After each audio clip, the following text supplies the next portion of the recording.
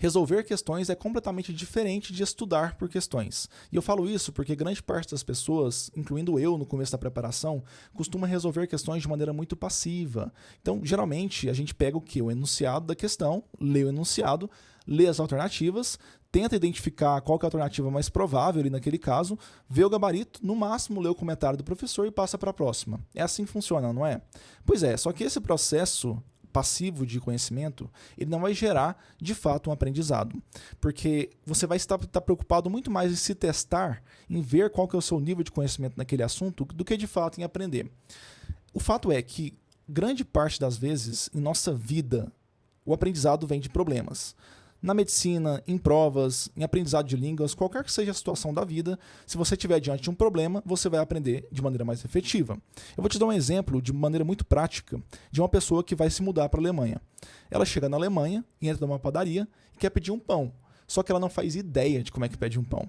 No início, ela vai começar a observar as pessoas conversando entre si, conversando com o padeiro, vai assimilar os fonemas, depois formar palavras, depois frases, e aí sim ela vai conseguir pedir o pão que ela tanto quer. Só que esse aprendizado, ele foi motivado por um problema inicial, que é como pedir pão em alemão. Concorda que se não fosse esse problema real, ela não teria desenvolvido essa habilidade de pedir pão? Na residência médica, é da mesma forma que acontece. Só que os problemas na residência, nas provas de residência, são problemas fictícios, inventados pelo examinador, diferentemente do que acontece no mundo real. Só que apesar de serem fictícios, esses problemas eles vão conseguir ensinar muitas coisas pra gente que a gente nem imaginaria aprender. O objetivo do estudo por questões real, de fato, é que você se faça perguntas que fazem sentido para que você entenda aquele conteúdo. Então, eu vou te dar um exemplo de uma questão de asma. Paciente de 54 anos de idade, começou com um quadro de tosse seca há 10 semanas, associado a sibilo, chiado no peito. O examinador ele quer saber qual que é o tratamento de manutenção para aquele caso. Só que, peraí, antes de você entender qual que é o tratamento de manutenção, você concorda que você tem que saber reconhecer um quadro de asma? E pode ser que para você isso seja uma habilidade essencial. Para o Joãozinho, parece que o Joãozinho sabe de tudo, né? Para ele pode ser que não seja. Só que para o Cristiano, eu tenho que entender como é que funciona o diagnóstico clínico de asma, para depois saber indicar o tratamento. Então, as perguntas elas vão ser extremamente individualizadas e totalmente vinculadas com aquilo que você precisa desenvolver de habilidade naquele assunto. Isso é absolutamente individual. De pessoa para pessoa, as perguntas que vão ser elencadas vão mudar. O fato é, você tem que se fazer perguntas. Então, diante desse enunciado, por mais que ele pergunte qual que é o tratamento de manutenção, uma pergunta essencial que você tem que se fazer é qual que é o quadro clínico da asma? Quais são os sintomas que me sugerem que esse indivíduo tenha asma? E aí você vai buscar essa informação em fontes oficiais, diretrizes, consensos, livros, apostilas, até mesmo em videoaula, se você quiser voltar na videoaula. Enfim, o fato é, você tem que buscar essa informação de maneira ativa. E o simples fato de buscar a informação de maneira ativa vai fazer com que você consolide de maneira mais fácil e mais efetiva. É que existem basicamente 4 etapas do processo cognitivo de aquisição de novas memórias. A primeira delas é o processo de codificação. Tudo aquilo que você sente, vê, enxerga, ouve, vai ser codificado em estímulo nervoso, que pode direcionar isso para a memória de trabalho, que vai manter sua atenção ali ao longo daquela atividade, ou pode direcionar isso para o hipocampo. E no hipocampo, que é o grande maestro ali da consolidação de memórias, vai justamente acontecer o processo de consolidação, que é pegar essa memória e transferi-la para um longo prazo, para o córtex cerebral difuso. É onde vai acontecer literalmente o armazenamento. Então, quem que vai decidir isso? Geralmente o hipocampo ele decide isso com base em vários fatores.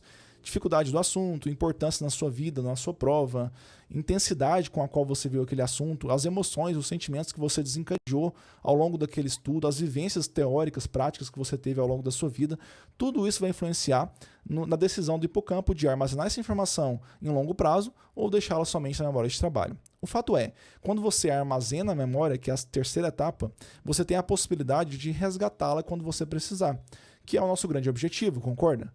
Durante uma prova de residência médica, o que a gente mais quer é que a memória esteja fresca, que a gente consiga evocar essas memórias de maneira muito fácil. E quanto mais você revisa da maneira efetiva e evoca essas memórias, mais fácil vai ficando de evocar das próximas vezes. Isso porque existe um processo neurofisiológico que a gente chama de reconsolidação. Quando você evoca a memória de longo prazo que está armazenada no neocórtex e traz de volta para a área de trabalho, É como se você estivesse abrindo um documento de Word que foi salvo no seu computador. Você salvou o documento, abriu de novo e está editando. Aí você começa a acrescentar informações, retirar informações que não são mais necessárias. E no final você vai salvar de novo esse documento, concorda?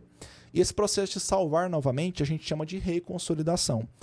É assim que funciona na prática, é assim que funciona neurofisiologicamente falando. E quanto mais você evoca memórias, principalmente de maneira ativa, e reconsolida essas memórias, mais fáceis elas vão ficando de serem acessadas ao longo do tempo. Tanto é que quando chegar na hora da prova, se você revisar muitas vezes de maneira ativa, você vai ter uma facilidade extrema de recobrar aquele conteúdo, que é o que a gente mais quer.